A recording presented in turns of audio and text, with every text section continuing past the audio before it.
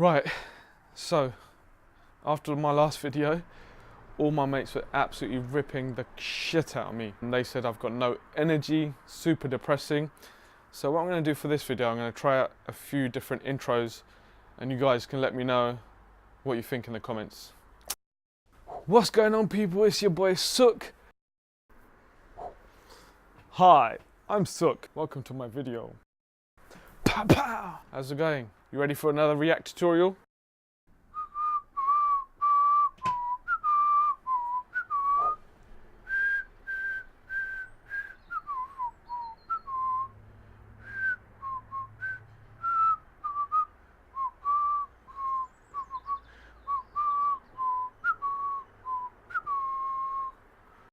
"97, 98, 99, 100. Ah, didn't see you there. I'm Sook, and today I'm going to be talking about how you can get into contracting as a developer.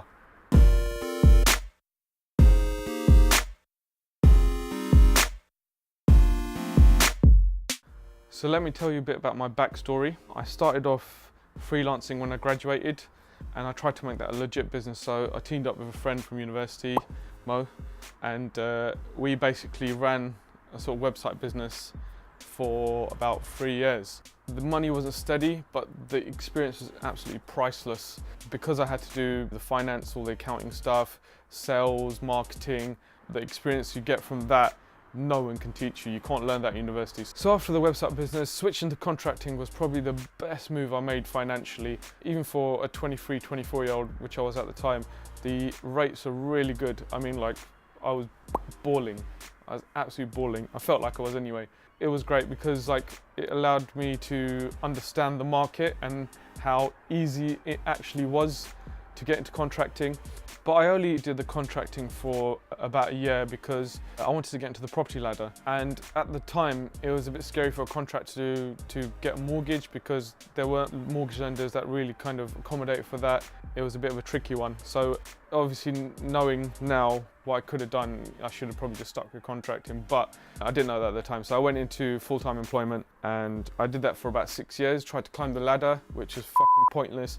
But I did probably a 5-year stint at one company and thought, you know, this is the one. I'll try to work my way up the ladder, really put in the hours, the effort and stuff like that. I think I left the company in the same position I started. It was ridiculous. I had been promoted during my time there, but when there's ever like some management change or some structural change at the top, it just affects everyone below. So I ended up just leaving as a senior developer, which is fine. I started as a mid-weight developer, but okay, so let me tell you about why you should go into contracting. The market is absolutely ridiculous at the moment. There is an abundance of jobs. I honestly, depending on what rate you want to get and your skill level, it is really easy to find a job. I mean, starting out, if you just want to do like HTML, CSS, and a little bit of JS, you can get a day rate of about £300 to £400. There's loads of design agencies out there, and the contracts for those places are usually short term. So like you might even get like small as a 2-week contract to 6 weeks. If you are like sort of more highly skilled, more of a senior developer, and you've got a lot more experience in JavaScript, and you know even a framework like React or Angular, you know, you can get between like £500 and £600 a day. A front-end or JavaScript developer in a finance company, you're looking at 600 plus. What I'm saying is there's shitloads of money, there's loads of jobs. It's kind of, if you're a developer and you're not contracting, you're just missing out. So this is what you need to do to get started as a contractor. The first most important thing I would say is get a good accountant, because they are going to be your best friend. It is so important. They're going to do all your taxes, they're going to help you out, manage your money, all that paperwork, all that shit. You need a good accountant, one that has experience working with contractors. Get a good accountant and don't be afraid to spend a bit, around £100 a month, even if you're starting, relative to what rate you should be getting when you're starting out. That's not that bad. So just get a good accountant, trust me. In the long term, it's gonna really benefit you. So once you've got an accountant, set up a private limited company. Your accountant can do this. The company name is not a big deal, honestly, because you can market your contracting services as another name, so that's not a big deal. But if you have one in mind, find, yeah, just search for it and ask your accountant, or you do it yourself. Also, get advice on whether you should register for VAT with your accountant. Discuss it in detail, because there are different rates for people starting out, and it might benefit you to register early for VAT rather than later. I did it later only because I wasn't even sure how long I would be contracting when I started again, so I did it as soon as I hit the threshold. I registered for VAT, but you can get some benefits from certain rates in your first year, so definitely do discuss that with your accountant. So once that's all set up, your company's registered, you've registered for VAT or not. If you haven't already, create all your social media accounts. I'm talking LinkedIn, that's going to be your main one. Medium, because I encourage you to document or blog or talk about case studies of the jobs that you've been on, problems you had and how you fixed them. All that kind of information is valuable. Give back to the community. It just builds your awareness online, helps other people out, and also when someone's looking to hire a developer and they come across your blog post, it just puts you a little bit higher than everyone else. Another thing I would do is get business insurance. The one I use called Hiscox, my accountant recommended that to me. It's about 40-50 quid a month, and it covers all like serious injury, sickness, damage to your equipment to a certain threshold. There are different levels of cover. Some jobs actually require it. So when I worked for John Lewis, it was a requirement to have business insurance so that they were covered and that I was covered. But ever since I got it, I've kept it because it is useful to have that. So how do you land your first contracting gig? Well, let me tell you, you need to have a solid LinkedIn page. It needs to be like just fully complete. You know, when they tell you the status of your profile completion, make sure it says like rockstar, superstar, I don't know what the level is, but just fill that shit up.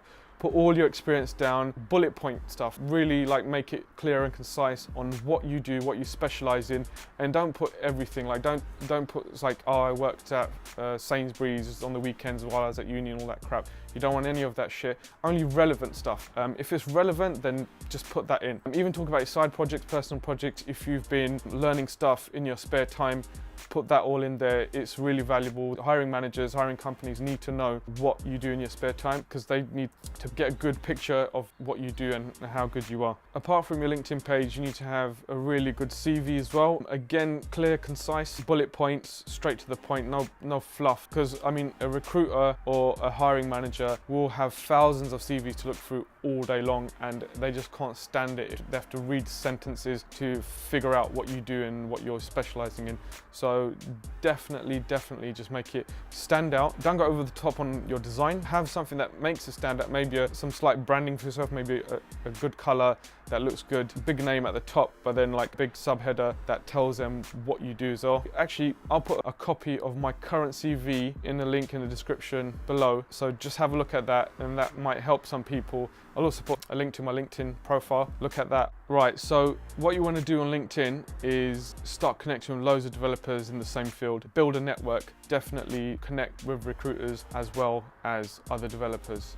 All right, the contract. So contracts differ from 1 week, 2 weeks to a year, and everything in between. Always make sure you read the contract thoroughly. It's really important. A lot of companies, or even startups, they use templates, and sometimes you get these ridiculous clauses. Most of the time, they don't enforce them, but read it thoroughly. If there's some dodgy clauses in there, do not be afraid to ask them to remove that clause before you sign the contract. And also, when you receive a contract, usually the recruiter or the company will be putting pressure to get it signed and back to them quickly so you can start. If you need time to read it, just say to them, look, I need an extra day or two to go through this. Show it to a friend or family member, let them read through it as well, because you might have missed something. They'll respect that you are quite thorough even by doing this. So yeah, don't fall to the pressure of getting this contract signed quickly.